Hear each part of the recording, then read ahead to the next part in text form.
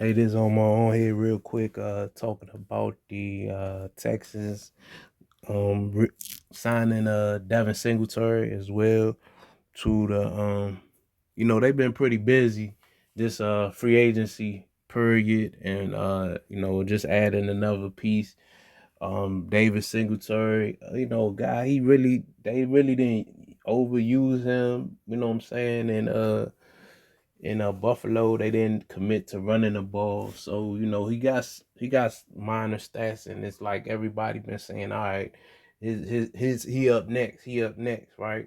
After his rookie year, he had a solid rookie year, 775, 151, 2 touchdowns.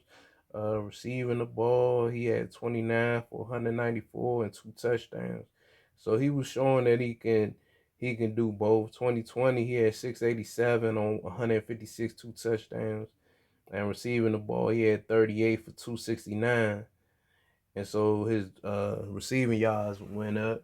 2021, he had 870 yards and 7 touchdowns on 188 carries. And then receiving the ball, he did 40 for 228 and a touchdown. So that was his best year because he had 1,000 yards of all-purpose. 2022 last year, he had 819, 177 carries, 5 touchdowns, and receiving the ball, he had 38, 280, and 1 touchdown. So the past 2 years, he done got over 1,000 yards of all-purpose. So he's shown he could get used like that. Taking him down there with Damian Pierce, the young boy, he was killing it.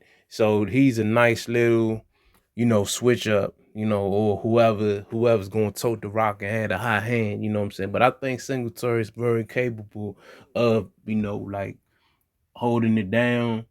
If he just do his basic, that's going to still be a added addition. You get what I'm saying? Like he could tote it for over 200 carries, you know what I'm saying? But yeah, cause every year he totaled over 200. Cause you add the rushing attempts with the receiving yards. So yeah, he give you, and that's on a part time basis. Cause he was sharing carries at the beginning of last year with Zach Moss. Then at the end of the year when they got rid of Zach Moss, and then they had James Cook and Hines. And so, but they didn't, week to week, you never saw them Buffalo, regardless on who they played. It was rare that they committed to the running game. The running game for Buffalo is Josh Allen. It's not the running backs. And so maybe they're going to switch that up this off season, going into next season. But, Singletary, he's solid. And if he come down there with that kind of production, 200 touches, that's definitely going to help their offense. So right now, Texans offense is definitely going to look a lot different than the one that was coached by Lovie Smith or whatever. And that is really going to just come back to the quarterback play. The quarterback play is going to show.